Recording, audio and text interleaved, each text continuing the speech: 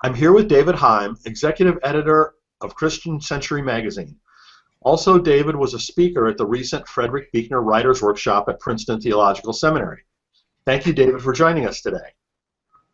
Good to be here. As you know, Frederick Buechner will soon be turning 90 years old. Is there anything you would like to wish him for this great milestone? Well, I wish Fred joy in his family and a satisfaction in his work that has touched so many lives. And I also wish him delight in the landscape of Vermont, which I know something about. So I hope that's also a joy to him. Thanks very much, David. I'm sure Mr. Buechner will greatly appreciate hearing from you. Next, can you tell me how you first learned about Mr. Buechner's writing? When I was in college, a friend of mine handed me a book called Wishful Thinking. I think the subtitle was A Theological ABC.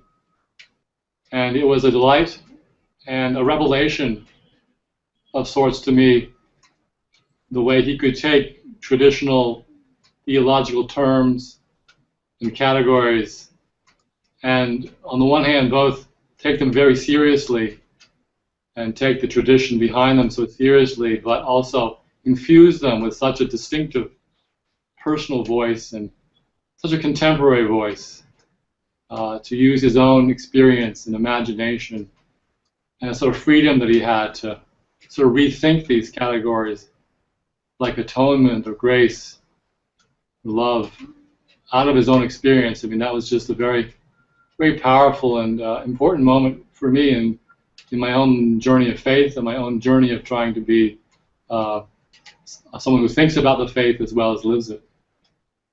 What kinds of things most attract you to his writing?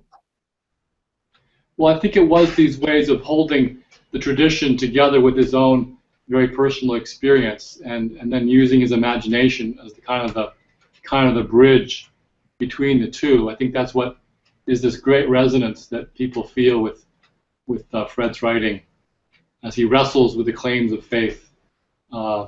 Nothing is glib, nothing is ever easy, but it's always full of energy.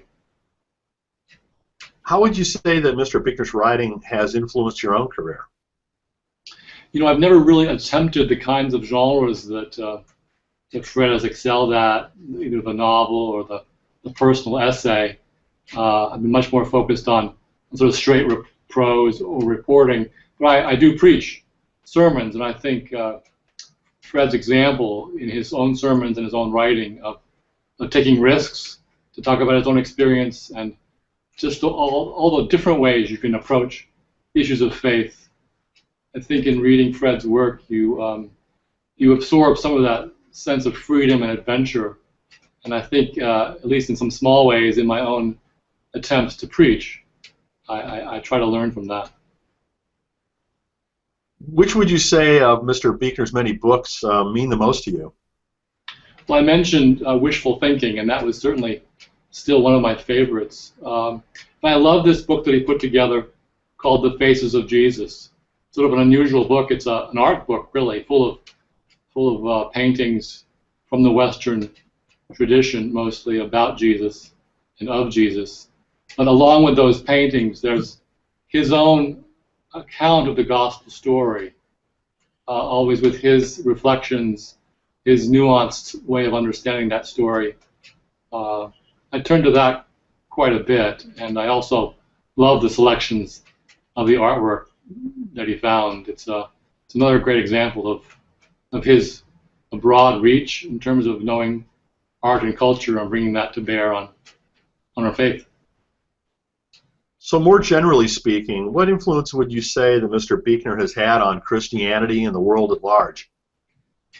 Well, I'll speak specifically from where I sit at the magazine. I think his own personal essays, the way he is able to write about his own experience and connect that to issues of faith that all people have, that really is a kind of writing that he pioneered in many ways. And so as an editor, I work with lots of people who, whether they know it or not, actually are trying to write personal essays in the footsteps of Fred Buechner. So that's where I really see his influence in the world that I live in the world of Christian journalism. So I realize this next question is difficult, but if you were to sum up Fred in a few words, what would you say? Well, I'd say courageous, intense, imaginative, faithful. Those are great. Thanks very much, David. Is there anything else that you'd like to add before we close? I'm grateful for all you do to keep Fred's work in front of people, and best wishes to you and to him and his family on this occasion. Well, thanks so much, David. This concludes our interview. We really appreciate you joining us. You're very welcome. Thanks very much.